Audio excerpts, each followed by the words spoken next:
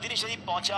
आज वो बता रहे थे कि 2.5 साल हो गए मुझे पहुंचे हुए, या 3 साल हो गए, अब तक वो वापस नहीं आए। कहते हर साल छुट्टी मिलती है, मैं मदीना छोड़ के नहीं आया। अच्छा, वहाँ वो कहते हज के दिन थे, तो मुझे किसी ने कहा कि ये पैसे लो और मस्जिद नबी शरीफ में दस्तरखान लगाओ।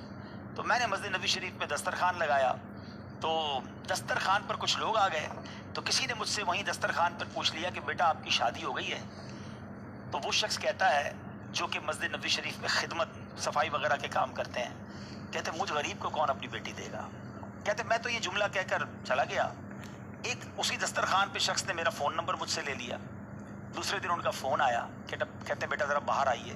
मैं मस्जिद नबी शरीफ से बाहर गया और मुझे कहते हैं कि मेरी ये 2 बेटियां हैं, मैं अमेरिका से आया हूँ, इन दोनों में से किसी एक बेटी को पसंद कर लो, मैं तुम्हारी शादी कर दूंगा।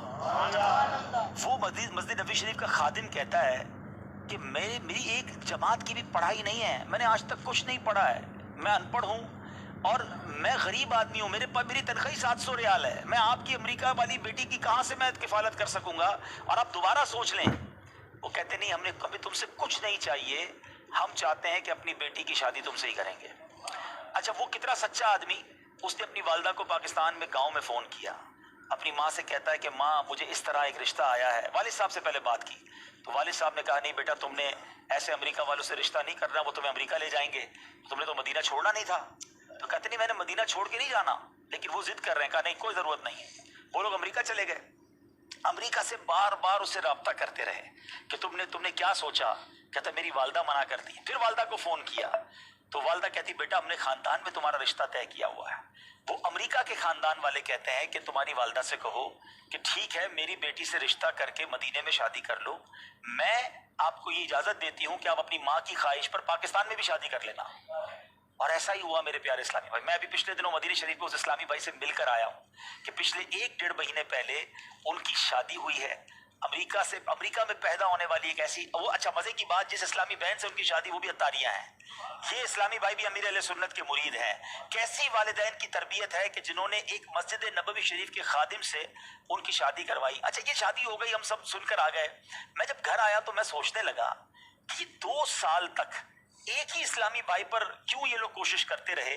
हो ना हो इनको कोई इशारा मिला है, कोई ख्वाब में बशारत मिली है, और ये वो जो जुमला था ना, जो उस बंदे ने मस्जिद नबी शरीफ में कहा था कि मुझ गरीब से अब कौन शादी करेगा, तो गोया ये रिश्ता नबी पाक ने ही करवाया है। फिर मैंने खुद अमेरिका राब्ता किया कल और ये सवाल पूछा कि ये बताइए कि ये क्या वजह है कि आपने 2 साल तक, भाई मदीना शरीफ में और भी बहुत सारे लोग थे, अपनी बच्ची की अगर आपने मदीने पाक में शादी करनी थी तो किसी और से कर देते, डायरेक्टली इस खादिम मस्जिद नबी शरीफ से आपको क्यों करनी थी। तो बस उन्होंने यही बताया।